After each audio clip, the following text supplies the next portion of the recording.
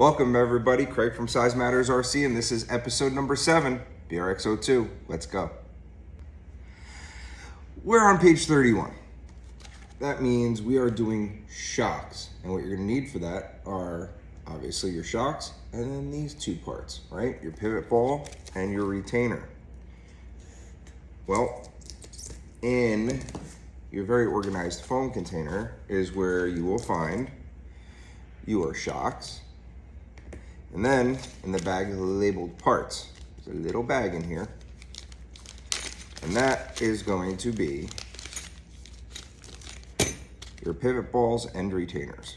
So very organized, very easy to find. And usually, if you have a parts needed and it's not labeled as like bag A, B, C, it's usually in this parts bag, or in the case of the leaf springs bag. So it's still very easy to find. So we're gonna go build these and see where it leaves us. And we may just continue to page 32, 33, and so on until this is done. Because we only have a couple left, and then we're gonna do the body. So very, very excited. These are very easy. And it says, filling shock oil not more than 3/4 full can prevent compression blockage. Filling shock oil half full can provide enough dampening force. So they give you a little diagram of kind of where to fill your shocks with the oil, and they do come provided with the oil. You do not need your own oil. It's here if you want to go with a different weight. If you have a preference, that's on you, but they do provide 30 weight. I did get a tip from Matt from Boom Racing to fill it to the suggested line here on page 31, and then add a drop or two, that it helps with the suspension in the long run. So I'm gonna try that, see where it goes. I am also going to tune my leaf springs either on this episode or the next, and lighten this up a little bit, because I went with the full, all the leaf springs. I'm told that is gonna be severely stiff. I was gonna just leave it in to see how it was, but you know what? While I have them out of the truck still, it's easier to adjust it now kind of to where I want to be. And I think I want pretty soft in this one. So I'm going to go with a soft suspension, especially because I'm not going to be adding a whole bunch of weight to the truck. I'm going to be running it pretty stock for a little while. So why not just go soft? If I have to adjust it in the future, I'll adjust it in the future. But for now, we're going to take some of these out and lighten the load. Let's get these shocks built. All right, I was just building these, and I wasn't gonna do a time lapse of this because this is just simple and easy. They are filled with shock oil, and they feel fantastic. Quality is great, but I realized something, and this is not a bad but. This is a good but. Right here, I don't know if you can see it, if it's gonna focus, but right there, there's a little notch. It's only on one side. Right? It's not on this side, it's only on this side. That's a direction guide. So on your retainers, there's also a little male nub, and that lines up in your shock for your retainer, and you'll know if it's not in the right spot because it won't go in properly. Just make sure you're paying attention to that. It helps with the assembly of your pivot ball. So what I do is I put it in and I turn it because my eyesight's not so good, and you'll feel it lock in and sit properly in your shock. And then you're ready to take your pivot ball and use your pivot ball tool. So I might as well do one while we're live. Take your pivot ball tool, you put your screw through. Your pivot ball tool is gonna face this way. And all you're gonna do is tighten it until your pivot ball's in, which now it is, and then release it take your screw out, and your pivot ball's in the retainer, in the shock, good to go. So this shock is complete, ready to go. I have 3 more to do. I'll be right back. Shocks are done. They're all filled. We have more than enough oil left over, shock oil. And boop, boop, boop. They're all done. They're all beautiful, ready to go.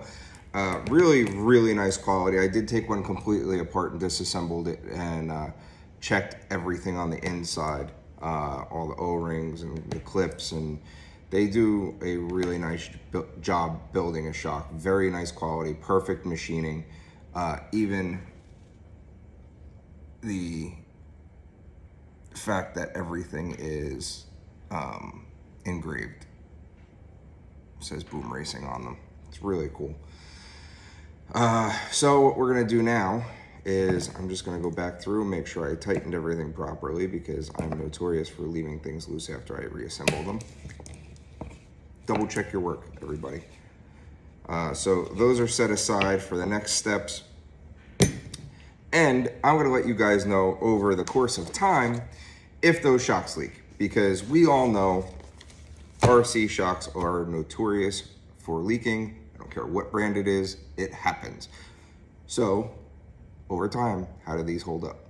We'll see, because we're gonna beat this thing once it's together. All right, since I had the shocks done, I was like, you know what? Let me just continue on the suspension and do what I want to do. And I adjusted the leaf springs.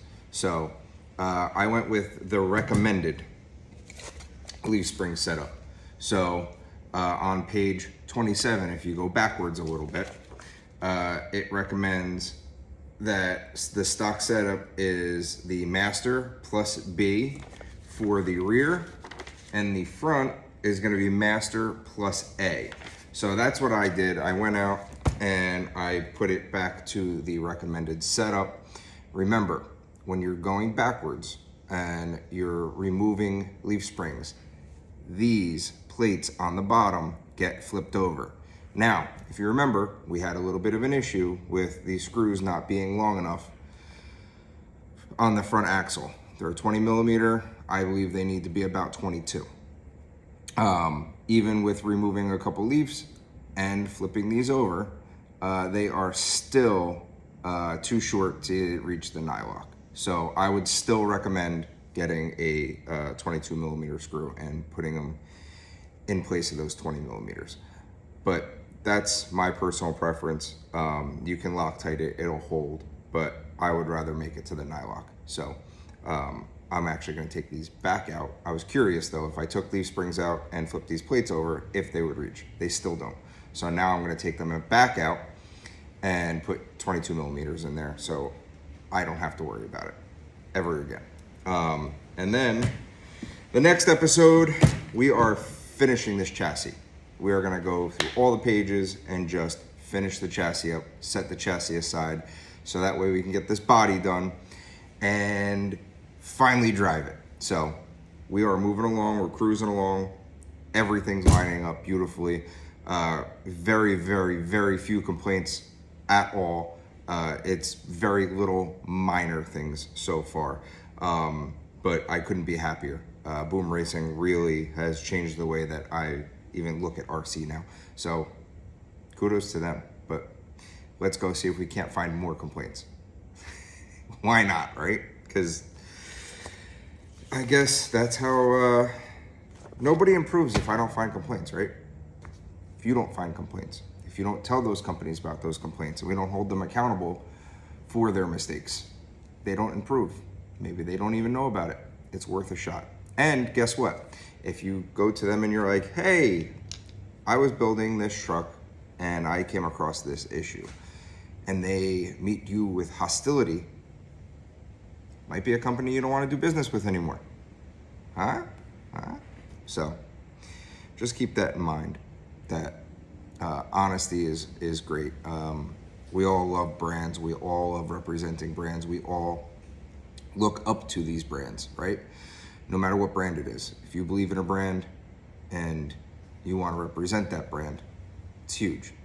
But if they're not going to be accountable for their own product and they think it's just perfect all the time, which no product is, I don't care how good it is or how expensive it is, they have to be accountable. They have to be willing to make those changes. And from what I've seen, Boom Racing is one of those companies who just love input because they want to be the best. They want to be better. So I always keep that in my mind. Have a great day, everybody.